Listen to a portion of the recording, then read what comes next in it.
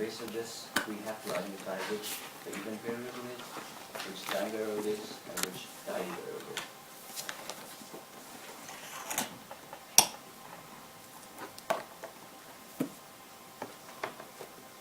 Should we stop here? Any confusion about this part?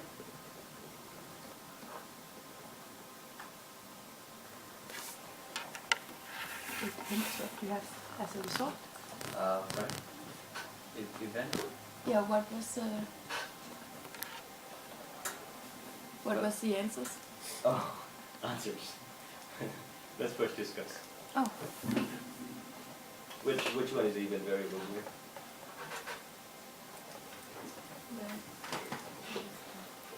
Death. Death, yes. So death is the event variable, and time variable is itself. But well, though it seems very obvious, in order to write it properly, it's important that you explain what it means. For example, when you're saying event variable, it's good to say it in detail rather than just mentioning death. So a variable which specifies the death in this study of 862 kidney patients, which is denoted by the code 1, is the variable of concern. If you write it in a proper way, then it will be a complete answer and shows that you have understood it. So just rather than just mentioning death, it is better if you write it in a longer way, in a long version. And similar with the time variable, an ID variable is itself identifier of ID variable. And what is an event in this context? And by this question, what the examiner wants to know is, you have to first define what is an event. And in this context, what exactly is that event? So the variable death, which represents the death among the kidney patients, this and this kidney patients in this study, is the event in this context. If you write it in that way, it should be okay. And which value in the event variable corresponds to an event, which you have already said, so there's nothing much to discuss about it. And in the second question, which deals with the data smoke.dta, it refers to a study on success in quitting smoking. And there's a cohort of 234 smokers in it who wanted to quit, and they were followed for one year to estimate the risk of relapse. So when you see that, you should get the hint what the outcome is going to be. Yes? it's just, now you said that we should denote the code, but it actually in question 3, it says so. Which one? No, in, The first one? yeah. Oh yes, it says yes. Because when she asked like that, I would just write the variable name. Oh yes, it's just variable name, no code, not important. Okay, I just thought you said you No, have to do something not more for that. to it. It is good if you explain it as this variable represents death among the study participants in this particular study, so you can call it, so this is the death or the event variable, but you don't have to write the code for that. The code is required in the next question. You can write it in the next question where it asks that. Okay. And similar, I think it's very much similar in this case as well, in the second question. Not very different from the first one. So which variable is the event variable? Which one is it? Relapse. Relapse is the event variable. And time variable is there. And which one is the time variable? Is it sick per day or day perhaps? Day on perhaps? Of course. And then ID variable, and which value the event variable corresponds to an event. This is a very simple question we should not waste time. And in doing survival analysis, it is very important for us to declare our data as survival data. And I remember that we had exactly this question last year in our exam. What was asked in our exam was that data or something like this was given, and then it had asked us, what do you have to do first before being able to do analysis in this kind of data? Then we have to write, we first have to declare that this kind of data is a survival data, and in order to do that, we should give this and this command. So that was the answer. So something like that can be asked as well. Sometimes we also need to memorize. Well, you don't have to memorize it because you can take the slides with you. So it's not easy to remember the command, so I will not recommend you to do that. Yes. So That's why it's always good to carry your command paper. It will be much easier to do that.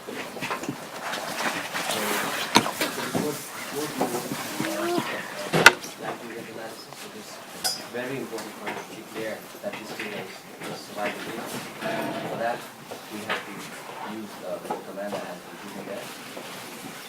STSet and then time variable, whatever is time variable, ID and then the ID variable, failure event equals server equals to, and then which is the code for the event variable that is to be used. So let's try it in our data. So activity 5.3.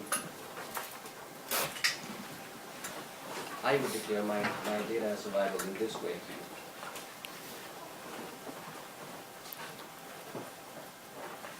STSet and time is the variable of concern in our database, and then ID, which is again ID, and failure, death, double equals 1, because 1 is the code value. So that is how we declare the survival data in our case, and then we save it. We have to save the data as something else because we will be using that data afterwards in our calculations. So that's about the third part. And for question number 5.4. It's the same with the smoke data. We first have to declare it as survival data, and for that, the command that I have used is this one.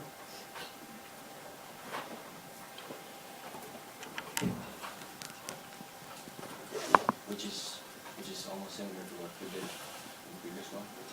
The only the difference is that the time variable is day underscore as, unlike time in the previous variable. So everything is the same. And comes the next question, if we can, is it okay? Can we do the next one?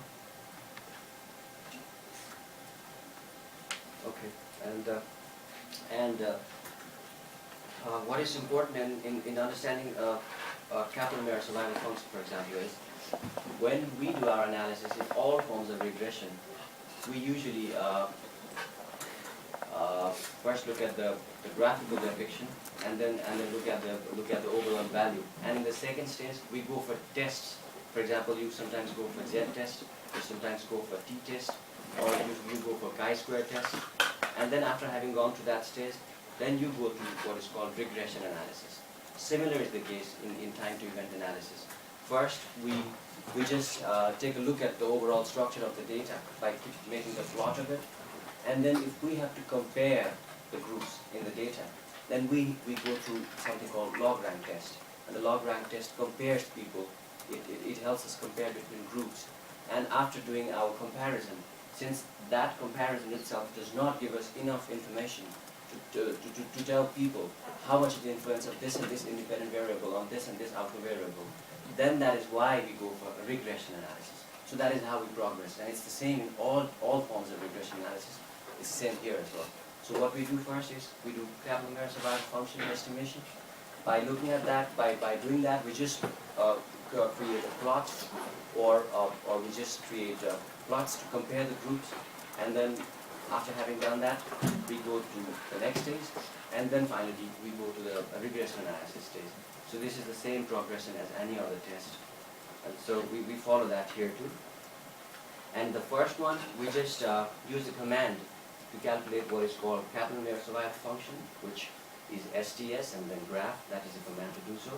And if we have to make a comparison between the groups, for example, when we do the first command, we just get one straight line, one thread, whatever you call it. But when you use the second command, like we have been doing in box plots as well, when we make box plots, then we come up with different plots. And then we can look at the maiden value and make a comparison. Similarly, when we run this command by group variable, then we get to compare the groups. We get to tell about the probability of survival probability, which in our context of data could be death or relapse or whatever else we are talking about. And then after making comparison, then in the end we go to regression. That is how we will progress. So with that knowledge, let's start with activity 5.5 now. And for that, we have to first of all open the database which we have created by declaring survival data in 5.4, which I hope all of us have done by now. And then we have to produce a Kaplan-Meier survival plot of the risk of relapse for all subjects.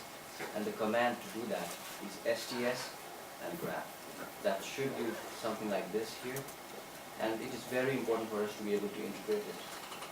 And let's first discuss about it then before moving forward. Has everyone got this? Let's first get this and then we will discuss about it. The command to do so is STS graph, and please use the database which you had changed to survival database.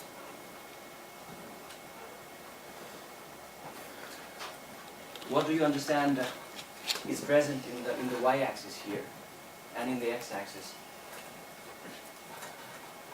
Number of days. This one is number of days, so analysis time, or the time on which the study has been carried out. What about the y-axis? Percentage. What is shown here? Probability of survival, I guess.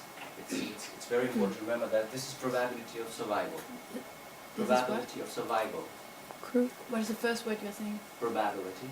Probability. Yes, probability of survival here. And that's why, if you notice here, the value ranges from 0 to 1. And we know that the probability value ranges from 0 to 1 all the time. So what we should notice here is that this is the probability of survival. So if we are talking about an event, when an event happens, what does that mean?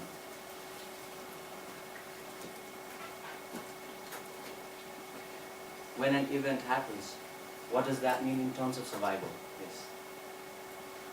That if it's relapsing, Yes. Or- Yes. Let's say it's relapsing, yes. then What does it mean if someone relapses in terms of smoking, let's say? they start smoking again. Yes, which means that they fail to survive. Yeah. They fail to survive, right? Yeah. Surviving means that I'm fighting my urge to smoke. As long as I can fight my urge to smoke, I am surviving. But the moment I restart smoking, then I stop surviving. So the event is said to have occurred. And this y-axis over here is the probability of survival. So what do you see from this one? Let's say, for example, with the passage of time, what does it mean in the context of our data? That is what we have to understand. Is the survival probability increasing or decreasing? Is it increasing or decreasing? Decreasing? Decreasing, I think. Does everyone agree? And what does that mean in the context of this data? If the survival probability is going down, what does that mean? More number of days, the less probability of surviving. Which means? Survival in this case means? Taking relapse. Being smoke-free. Yes, being smoke-free. So survival in this case means being smoke-free. So with the passage of time, the probability of being smoke-free is going down, which was pretty high. But then it has been coming down and down and down and down. So it pretty much stabilizes afterwards. But then it has been coming down until, let's say, how many days? It's just a matter of subjective analysis. So you can say 20 days, 25 days, 30 days. It's very subjective. You don't have to be specific about it because we don't know. It's just 0 to 100 here. So someone would assume it's 25, someone would say 20. It's subjective, so it really doesn't matter. What you have to understand is that this represents survival probability, and with the passage of time, that seems to be coming down. So on that light, you have to interpret the analysis, or you have to interpret your findings. So the first question is, what can you say from the output on the risk of relapse? And the first part of the third question is, are the subjects generally successful in quitting smoking? It depends. Well, you see it. I can't explain that answer. I'm sorry, but I told the picture, but you know that I can't say the answer right now. So But- Can I read out my answer just to confirm? yes. The first 50 Can you days please- there is- For the first 50 days there is a decrease in survival probability, but after 50 days survival probability is more or less stable like this. Mm-hmm. So you can say that. Can you please repeat it? I'm sorry. The first 50 Yeah, I days. can't hear. I'm so sorry. Okay. The first 50 days there is a sharp decrease in survival probability, but after 50 days survival probability stabilizes. Yeah. And It that is my 50 is microphone. not it's not standard. Yeah. Yeah, yeah. That's This she said is 50. It's okay. very sensitive, Yeah, it's very subjective because you can't see that. So you can say 30, you can say 35. It's your choice. It doesn't matter. So that is what is very important about this graph. Everything else is just the same. Which question we go to, it's going to be the same. So it's very important to understand what exactly it means. I'm sorry, but I'm half deaf. Can you please repeat what she's saying? Okay, what she said is, up to 50 days, the survival probability was coming down in a very sharp decline. There Yeah. was a very sharp decline up to 50 days. And after that, the survival probability pretty much stabilized. Yeah. That's what she said. Okay. And Would it be wrong to say the other way, that there's a huge risk of relapsing? yes, if that's true, you can say that. You can say this. Because most of the people have relapsed by the end of the study, by the end of 1 year, let's say. If we assume this is 365 days, then we can say that most of the people have relapsed. So if you were to evaluate this program, is it a good program if it's trying to make people not relapse? Then, well, it depends. If you say that 20% people still sticking to not smoking is good, then you may say good. But if you think that 20% is nothing, then you would say this program is not effective. Because of the other programs. Yes, that's true. So, and in the end, the analysis will be subjective, but it's very important that you give the proper analysis. And Gavi takes both answers correct. It doesn't matter. Are you allowed to say, for example, that after 100 days, 75% had a relapse? Yes, that's right as well. And now, in the question number 4, we have to do the same thing, but what we are doing is we are now making a comparison on the basis of gender.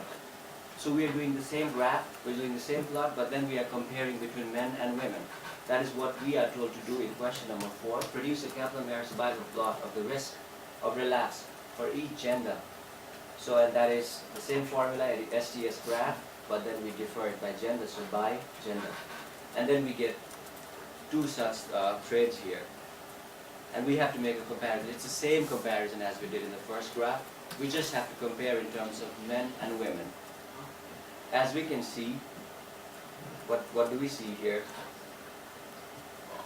That's the part of interpretation.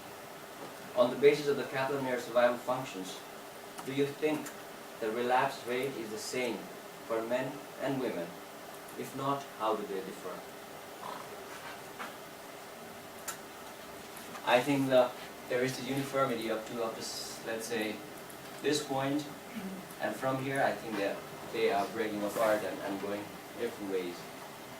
So that point you have to understand and explain in your interpretation. Starting from this point to this point, they pretty much are in the same line, but afterwards they have split it in different ways until here, where the story changes again. The red one comes down, the blue one goes up, but that's towards the end, which is okay even if you don't explain, but this part should be explained. And that is what means the most in terms of interpretation here. The end part after 300 days might also just look like normal variation within the data set. After 300? Yeah. Yeah, yes, that's true. Yeah. So it's crucial to go up to 300 days and limit your interpretation within that time frame. Here in the question, do you think the relapse rate is used? And but here in the graph is probability, but is it same when Yeah. you say relapse rate? and Yeah, relapse that's probability? terminology.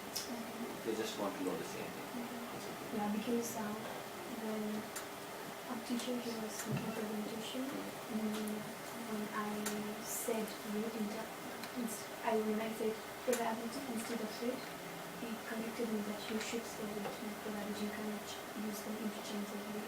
We had this discussion in the class, Okay. and so I was a bit confused with this rate. But by Is this- proper to use rate or the same or is it different? Actually, what you get from this graph is probability. That's Can you true. repeat what?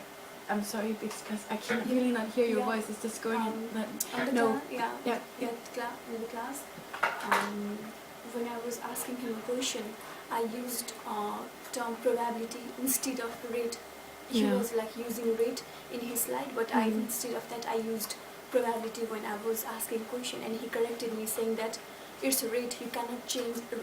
You cannot use rate and probability interchangeably. You cannot say probability instead of rate or rate instead of probability. You have to use them correctly.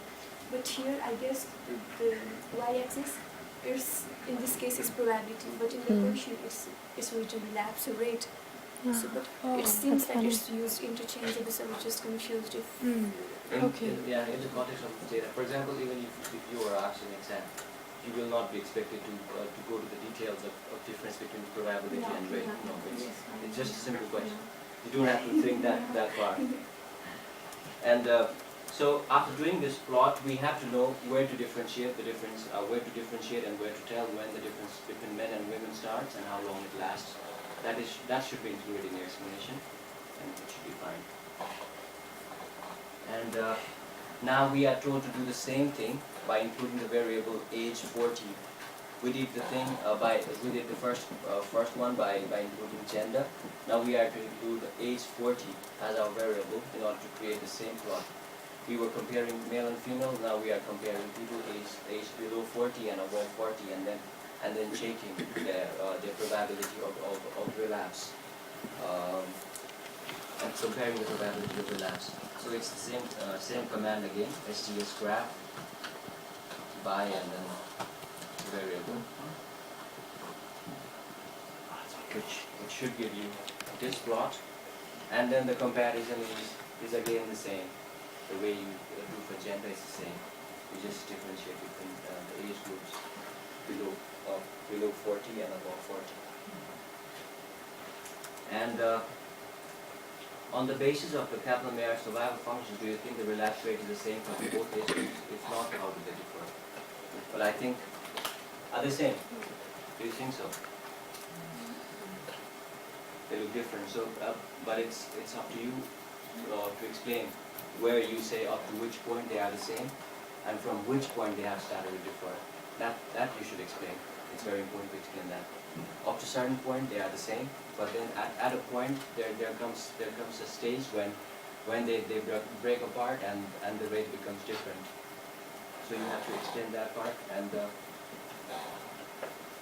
that should be fine. The red one, that's defined as 1, is that if the person has passed the age of 40? Red one, yes. Okay. So in the end, it looks like the old ones continue to stay smokeless. Is it true? Which probably has to do with the motivation factor with age. The senior people are like the aged ones maybe more. Maybe they are more motivated to stick to their plans than the young ones. Could be. Okay. Should we move forward? Is it okay?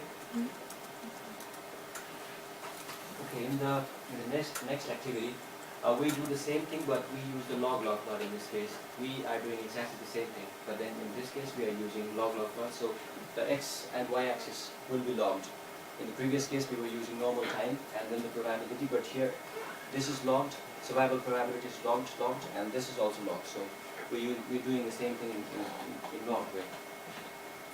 So use log-log plots to assess the proportional hazard assumption, and we have to remember what proportional hazard assumption tells us before doing this.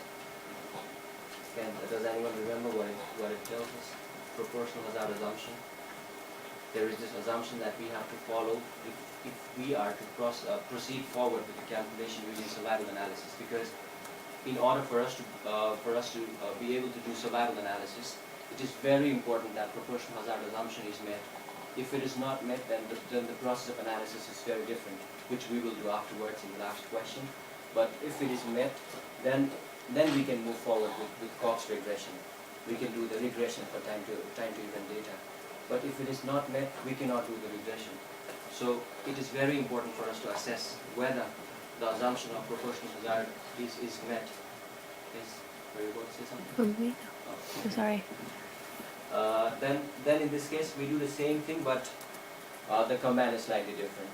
which is STPH plot, which probably PH probably here means proportional hazard, and then plot, and by, and gender. When we do this, we get something like this, and the interpretation is, not interpretation, the overall basis on which your answer should be based is whether the lines are crossing each other or they are parallel. It's good if they are parallel. If they are crossing each other, it's not good. Then the assumption is not being met. That is what is written in garbage instruction manual as well, which you have already read, I know. So we just have to run the command and see if that condition is being met by the lines, whether they are parallel or they are crossing each other at some point. And when we do it for gender, this is what we get. So it is a subjective explanation again. Like if you remember what we had done in checking modal assumptions, there were some points where we would not agree on the same thing. It could happen again here. Sometimes people say that these two lines look parallel, so I say that assumption is met. But some people say that these lines are crossing each other, so the assumption is not met. Except in cases where it is very much visible that they are crossing each other, it is okay to differ.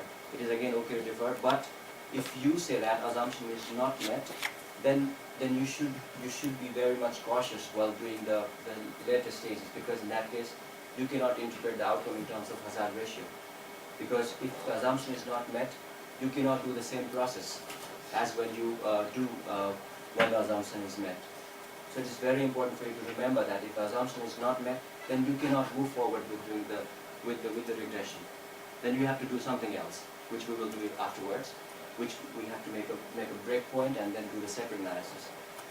So at this point, well, I think most of the people would say assumption is not being met. I guess so, but so that is what about the gender. So is the proportional hazard assumption satisfied? You are asked why it is satisfied or why it is not satisfied. So like I told you, the parallelity is the basis to decide whether it's being satisfied or not. And the next question is, use log-log plots to assess the proportional hazard assumption for the test of the race effect on the risk of dying. So we do the same thing by race. We did by gender, now we do it by race.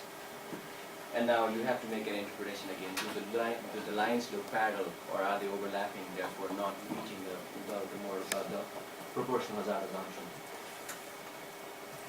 The same question again. And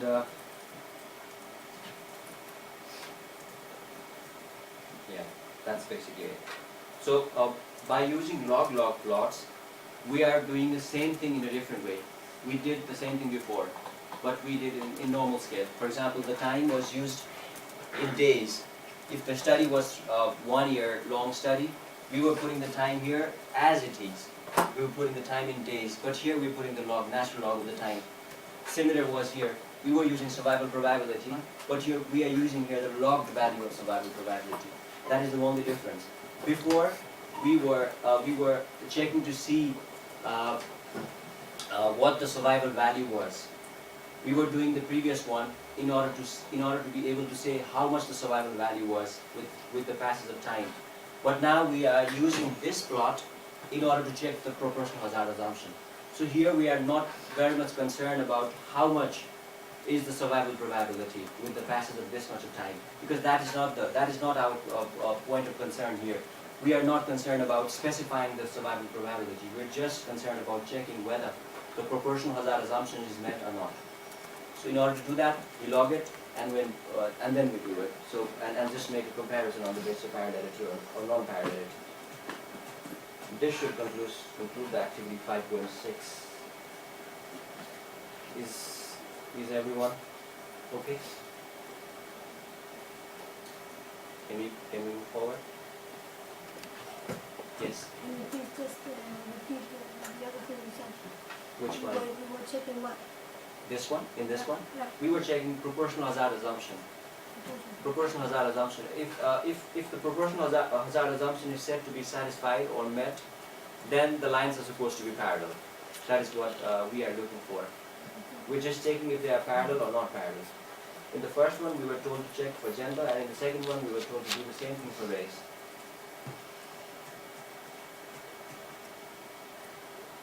And after doing that, then let's move on to the next activity, 5.7.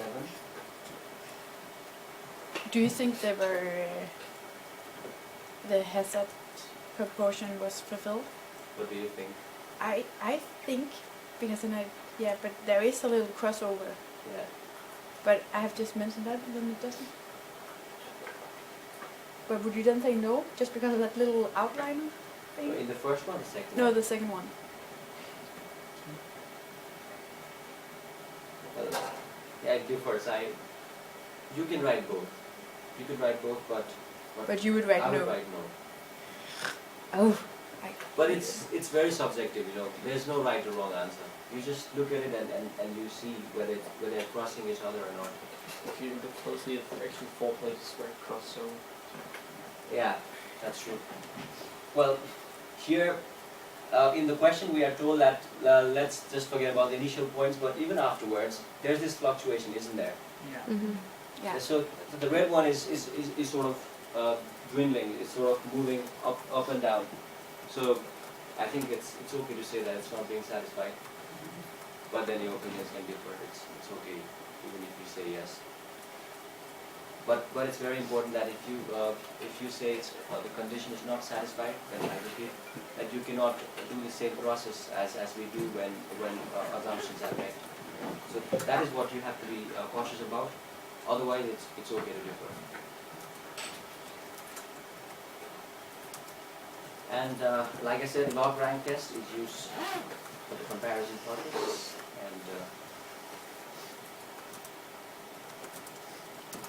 And then comes Cox regression. Log rank test was used to compare groups. Cox regression is used in order to make an estimation of prediction, depending on what our hypothesis. So, for example, if we want to be able to say that compared to males, females have this much hazard ratio, or the other way around, then for that purpose, we do Cox regression, which we cannot do by doing just log rank test. So that is why we go for Cox regression, and the formula to do so here is, and it could be interesting. Have you noticed something different about regression command that we use for survival data? Is it different from what we have been doing before? Is it any different in terms of anything? For example, let's notice this command here. stcox indev bar, and then you can forget the last part, it's okay. We can integrate it in terms of hazard ratio. So no hazard ratio.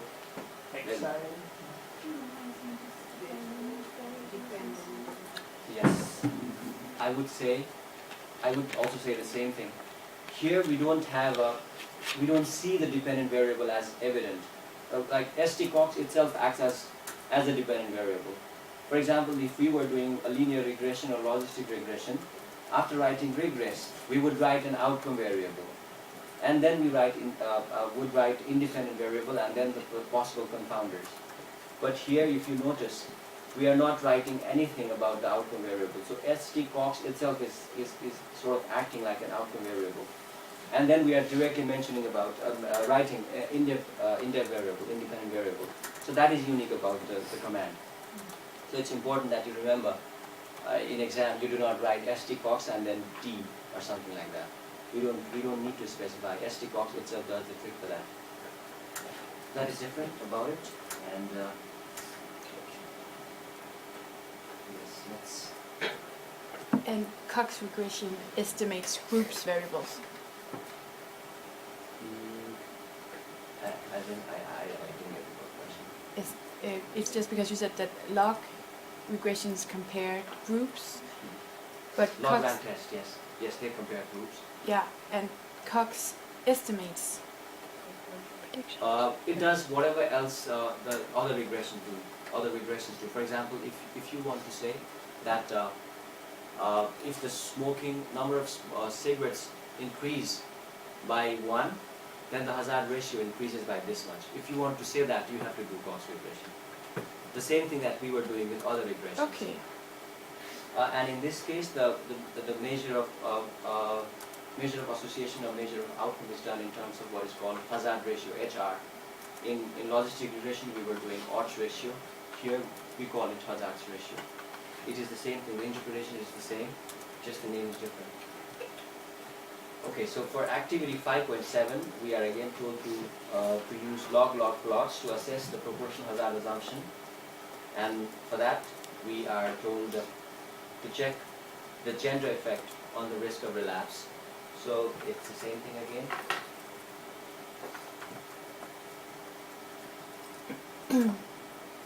STPH plot and by gender.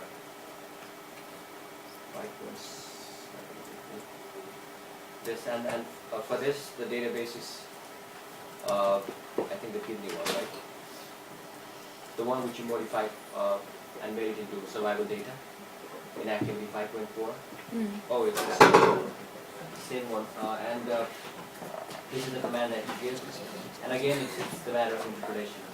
Now, this is what you get when you give that command, and it's again important to remember how to interpret it. Now, it's the matter of subjective analysis again. Do you think they are parallel or do you think they are not parallel? That is what defines, that is what differentiates between proportional hazard assumption being met or not met. But you would say that one is parallel. No, I wouldn't say so. No? See, then we have to discuss it because I would say that they go very fine together. Let's look at this. What about the red line? It's here, right? It crosses over and What then happens? it crosses over. And then what Yeah. happens at the end? Then, but that could be that what you said. The just a standard variation. But again, that's not the only answer. So yes, I wouldn't say that is the only right answer. You can say it is met, but then you have to defend your answer. Yes. But I just attended Camilla's lecture, Yeah. and she talked more about the slope than the actually crossing over. Then if we divided the two lines, it has more or less the same slope. That is more important than being parallel and not crossing. Yes, that's also important. Yes, that's true. If you can also interpret the same thing in terms of slope. For example, if you were to compare the slopes, for example, what would you say in this case then? I would say the assumption is satisfied as Is they're more or less satisfied. the same slope. Yes, of course. That is the right answer. There's no right or wrong answer. Okay. Of course not. Yeah. But I would still say the assumption is not satisfied. Yeah. And what about this one? We do the same thing for age 40 again. It's the same thing again. HTTPS plot by S40.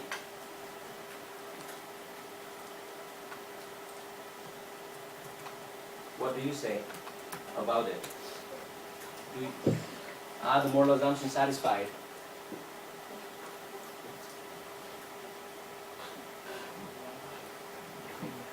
Yes or no? If yes, why? If no, why not? Lines are crossing. Is someone saying yes? Yes, why? Why yes? Again, because of the slope. I think it's actually more or less the same. I know they're crossing, but I think it doesn't matter. And both answers are correct. So it's okay. Like I have been telling you every time, whatever you write, if you give your logic, it's okay. It is not wrong. And Gavi, I'm sure Gavi will not tell that this is something which is not right. It's just important to present your answer in a logical way, because in the end it's very subjective. And the same thing would happen for model assumptions as well. It's very subjective. So if you want to put it like that, both answers are correct. So it's okay to differ again. What were you saying with the slope? The slope are yeah. Hældningen er den samme. Det gør It's ikke the noget, det same. ligger oven på hinanden. Hvis hældningen er den samme. Are the same? Det ved jeg ikke, hvad jeg snakker om. Men til Louis er det. Ja, jeg snakker om Camilla, så det gør ikke noget, det ligger oven på hinanden, for hældningen er den samme. And regardless of whatever our conclusion is, It could be yes, it could be no. Then we are told to do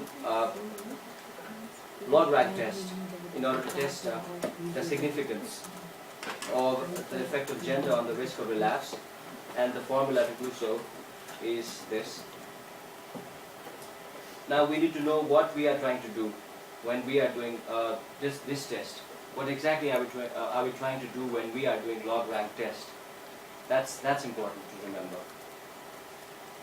In the end, after running log rank test, what do we interpret the outcome in terms of? So, parallel? Yeah, the gender, you have 2 columns where Yes. Yes. ranked. Yes. Yes. Exactly. So our final interpretation would be: we are checking the null assumption that they are the proportional hazard assumption is met, or the proportional the hazard throughout the time is proportional. That is what we are trying to check here by taking gender into account in this case. So after hitting this command, what we get is we get a small table, and we have to notice a certain point in the table which will help us decide whether the null hypothesis is met or not. The null hypothesis tells us that proportional hazard assumption is met. But as researchers, what we want to do is we want to reject the null hypothesis. We always want to go for alternative hypothesis. So what we say is, no, null hypothesis is not met. And in order to be able to say that null hypothesis is not met, what should we get as answers? We always interpret it in terms of p-value, right? So if p-value is less than 0.05, then we would say that null hypothesis is it rejected or failed to reject it? It is rejected when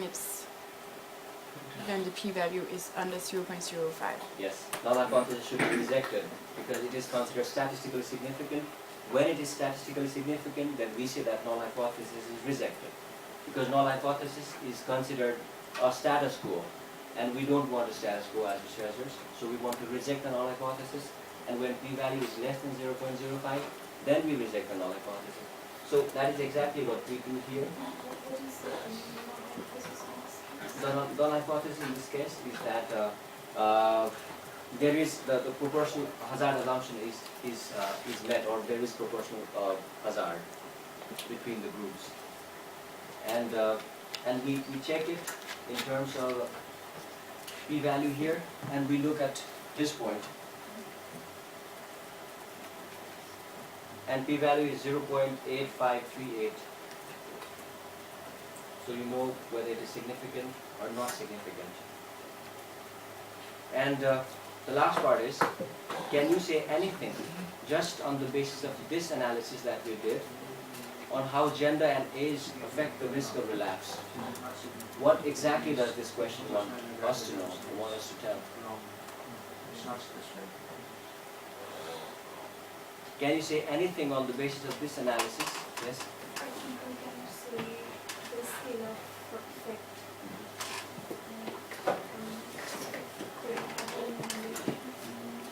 How much of it increase in age, how much increase in risk Yes. would have increased Yes, exactly. This question wants us to know, wants us to tell, with, let's say, with increase in age by 1 unit or 1 year, how much does the hazard ratio changes? So what do we have to do in order to be able to do that? There is more advanced technique that we have to adopt in order to be able to say that. And what is that? Yes. Contribution. Exactly. So we have to go for regression in order to be able to do that. So what we say is, I think we say that we can't say anything about it at this stage, and therefore we move forward.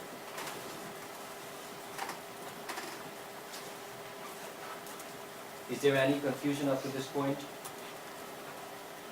If there is, we should discuss. Yeah, the p-value was 0.85. Yes. Which Then you means- are accepting the null hypothesis. Are we? Oh. That could be tricky. Let's think about it. Okay, but then I know it's the other way around, but why? Why? Why? Because he's supposed to be less than 0.05 if we want to reject the null hypothesis. No, So if you want to accept, no, yeah, if you want to reject we want it, to reject the null hypothesis, but it's not less than 0.05, so we cannot reject the null hypothesis. We fail to reject the null hypothesis. Yeah. Yes. That's what I'm saying. So it is not But- satisfied. Hazard assumption. What does the null hypothesis say? but Proportional hazard assumption. there's no Given proof. proportional hazard, proportional hazard assumption is met, is what null hypothesis say, or there is proportional hazard is what null hypothesis says, and alternate hypothesis says there is no proportional hazard. So if we fail to reject the null hypothesis, we have to go with what null hypothesis says, because we failed to reject the null hypothesis. If And- we had been able to reject the null hypothesis, then we would say that no, null hypothesis, you are wrong, you should be rejected, because something else that rather than what you say is correct. But here we are not being able to say that, because we are not being able to reject the null hypothesis. And why are we not happy about that? Because then we don't have to do anything else when they're met. We have to. We have to do a lot of things. For example, we have to move forward with the regression and everything. That's why the next question. Of Marlin-Schmidt. Ja, det kan jeg.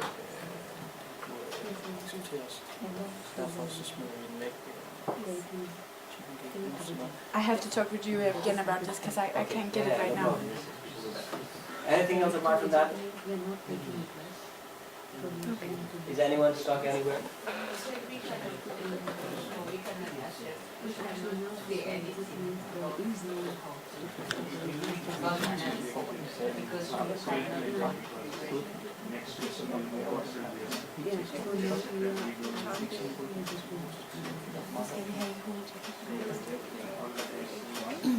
Okay, now after this, now we have to be able to say, we have to be able to specify the measures of association.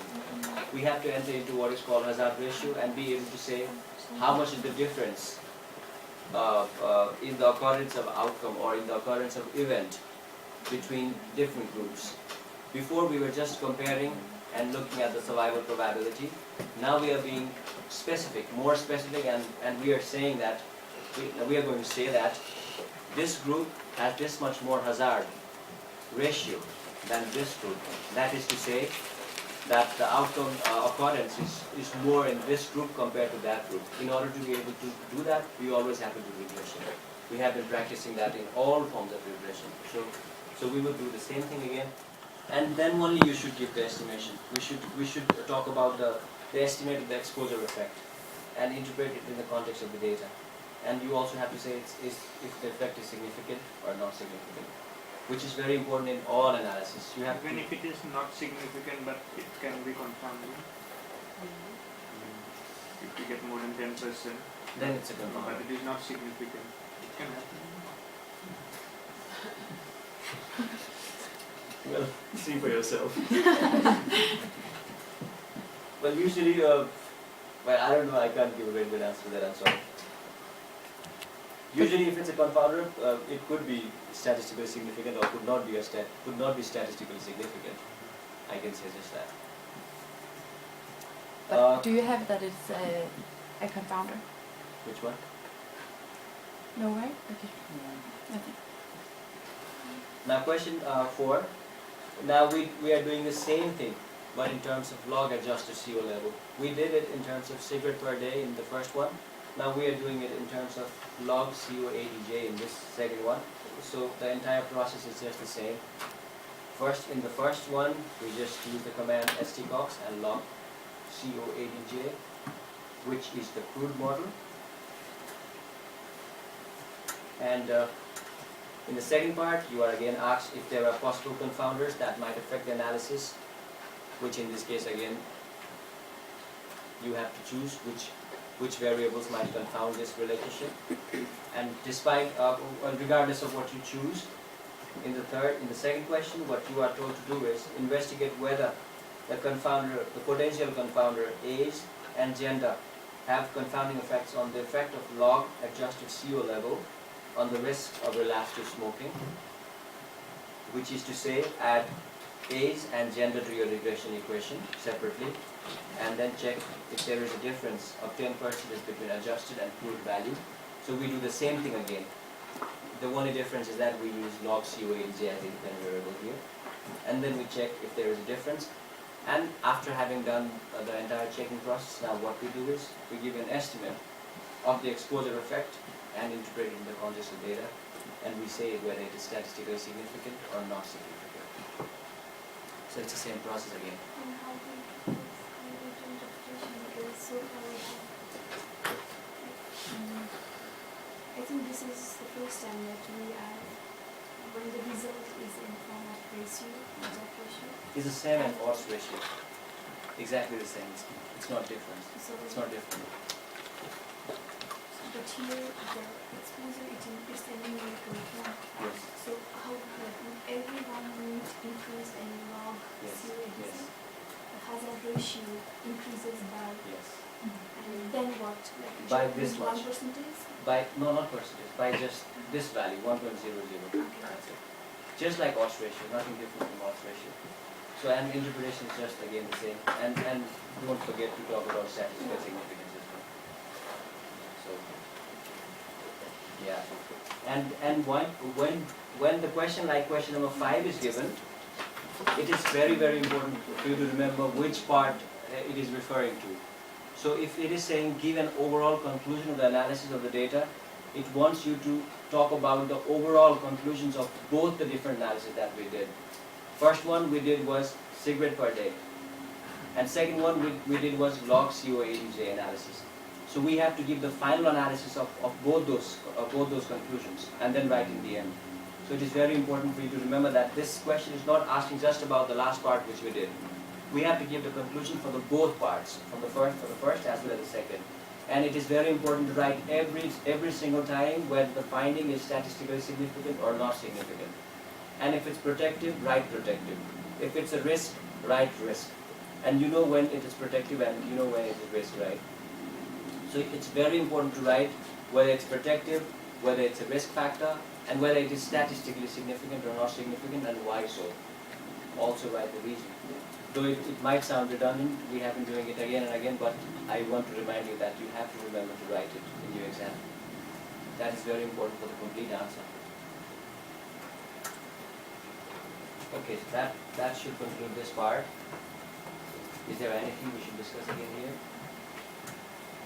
In this part? Rupesh, you Yes. mean we have to conclude overall means the question for 3 and for 4 in the same section? Of this section, first one you did, yes, 3 and 4. 3 and 4, yes, right? Yes, for 3 and 4. So that question asks you about both questions. So don't just conclude about the last part.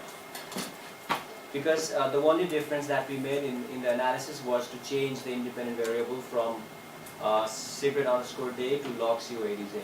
So the analysis wants you to tell the answer for both the questions in the end. So it is going to be pretty long. That one will be. So it just wants us to summarize the whole opgave 4. Yes, that's true. We have to summarize them.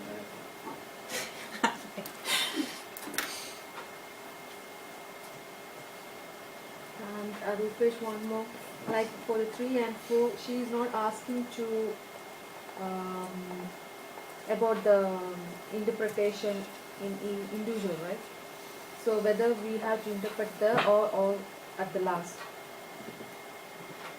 I'm sorry, I didn't For understand. the 3 and 4, whether we need to interpret under that result, Under that result? yeah. That was a good question. We would like your interpretation? In each of there's starter box. After this we have This one? no, that the full one. After that we have to interpret our results. Oh no, if it doesn't ask you, you don't have to do that. Okay. Well, I hope I understood you. Yeah, asked yeah, you. the same way. Okay. So we don't want to mention that. If it doesn't ask you immediately after the analysis, you don't. But if it asks you what you get from the table, then you have to explain what you get from the table. and integrate the outcome. And we would like your whole story.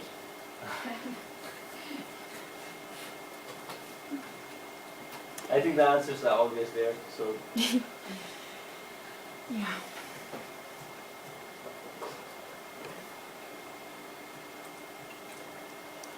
okay. Now we have to do a second analysis. And let's talk about non-proportional hazards now. If in the case the proportional hazard assumption is not satisfied, we cannot directly go for Cox regression. We have to make an intervention and break down the graphs, the log-log plots which we made, into parts and do separate analysis for each part. So that is what non-proportional hazard means.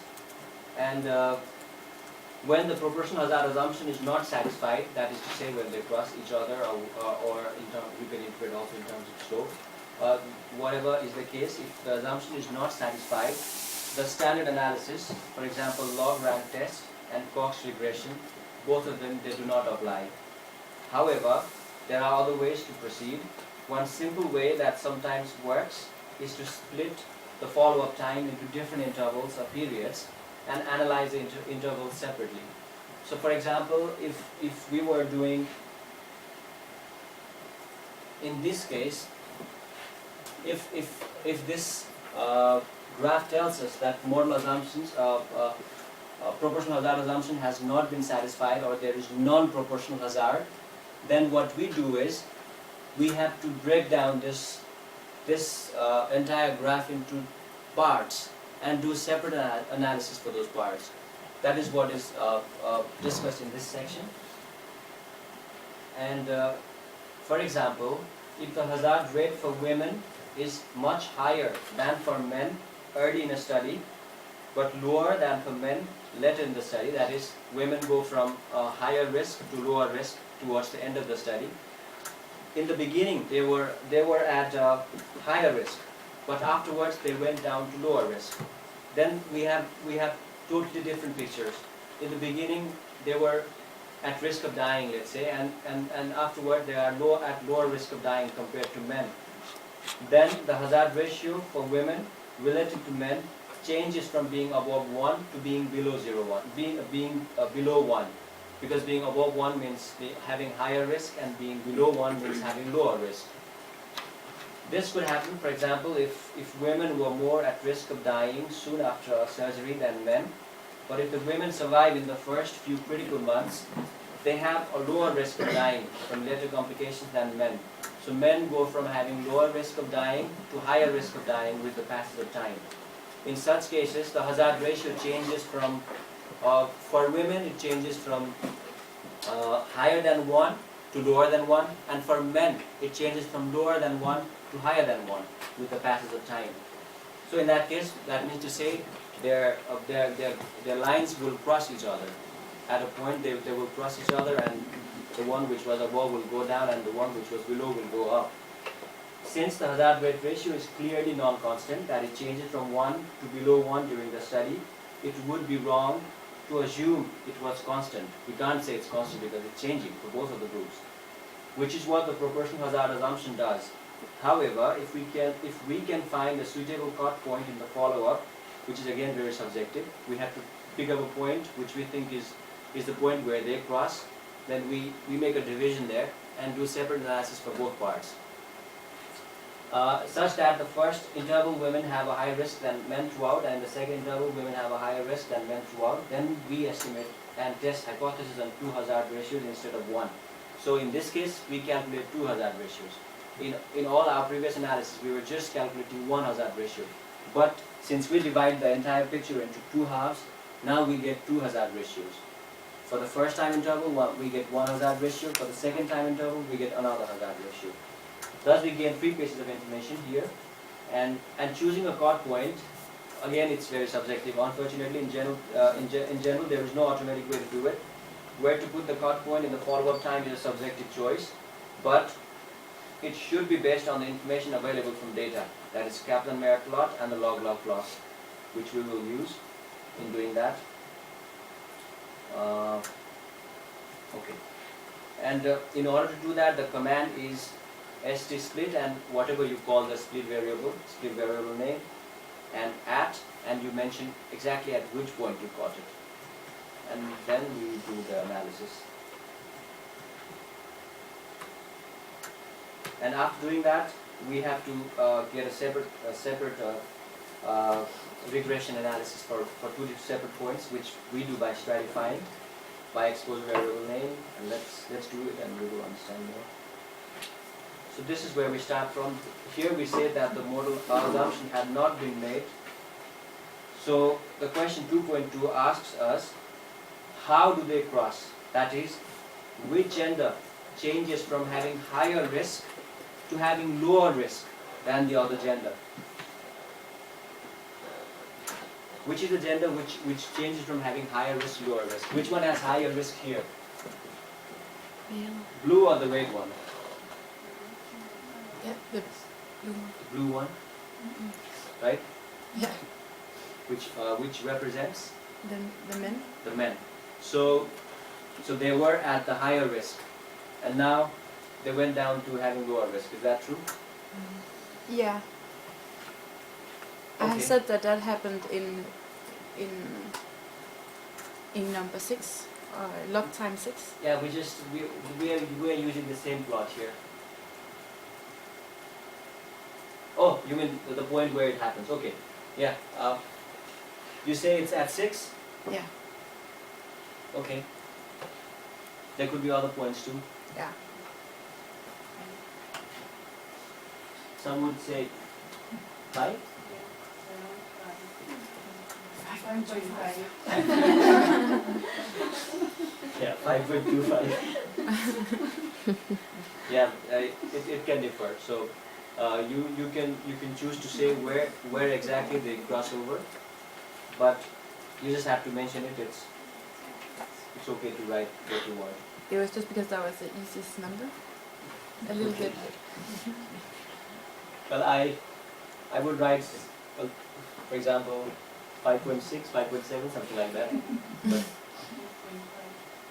that's okay. You can choose to write 6 as well.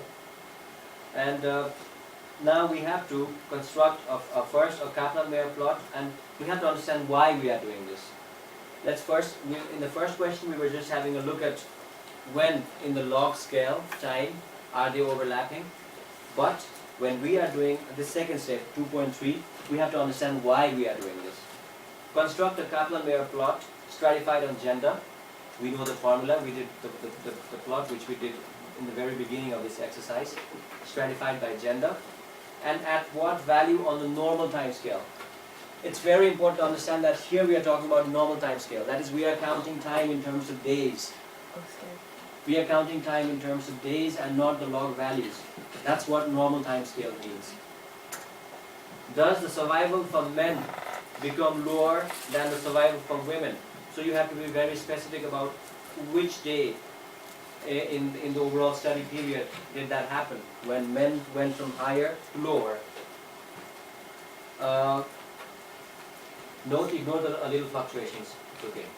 So the command, which we have already done before, remains the same. STS, graph, and by gender, because we are doing stratifying it by gender. And then we get it. Now, so what difference does it make? Why do we have to make this one? Why could we not move forward by using this plot? Why not this plot? Why make a separate plot again? Yes. Because the assumptions one is not fulfilled. Sorry. Because the hazard assumptions was not fulfilled. But is it fulfilled when we make this? It's the same thing, right? We're using just two different scales. In the first one, we were using log scales. Here, we are using log scale for probability as well as for time. But this is the exact same thing, which is being done in this way, but using the normal scale. Here, we're not putting log in front of any value. So we are putting the usual time here, and this is the usual probability of survival. So why do this? It's important to understand why we are doing this. Then I don't understand if it's not why. Sorry?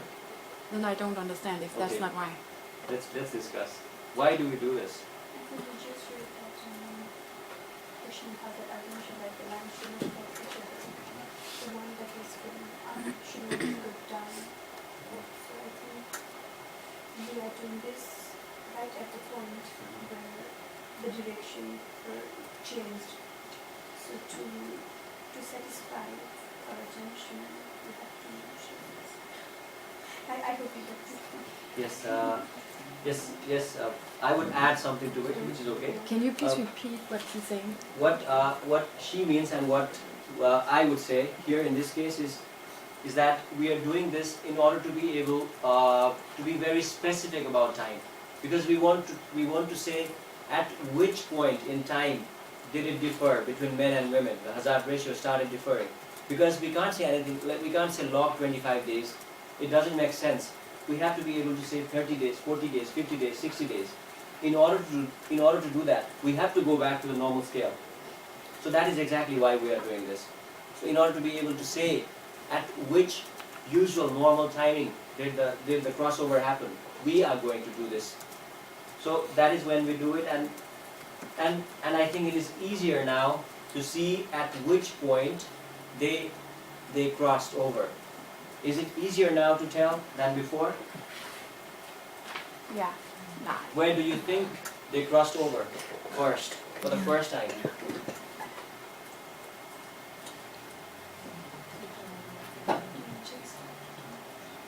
Sorry, when? After 2000? No, at 300 or something. 300? Yeah, 300. There has been a point where they have overlapped first. That point has to be traced. 200. 300? Immediately it's 500, right? So before that it's dead, Yeah. right? Okay, so some say 300, some say 2000. Any other answer?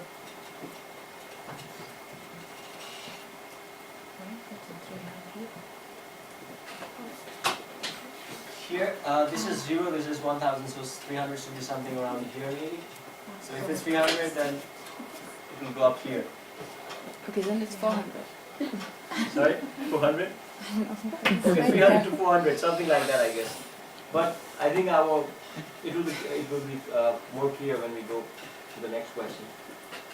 Is a cut point around 300 days sensible? Now they ask us if 300 is a sensible answer.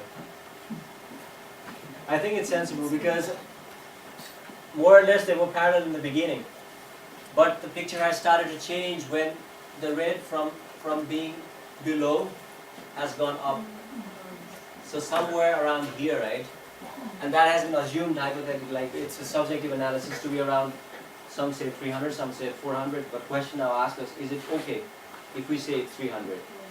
So we say it's okay, it's so hard to pass through, it's okay. And that is exactly where we start doing our analysis in two separate branches now. So what we do is, as we read before, in this kind of analysis, now we have to do, we have to calculate the hazard ratio for the splitting point from time 0 to time 300 and from time 300 and onwards. So that is how we have to separate the analysis now. And you have the command for that. Gabi has given you the command here which tells you how to do it.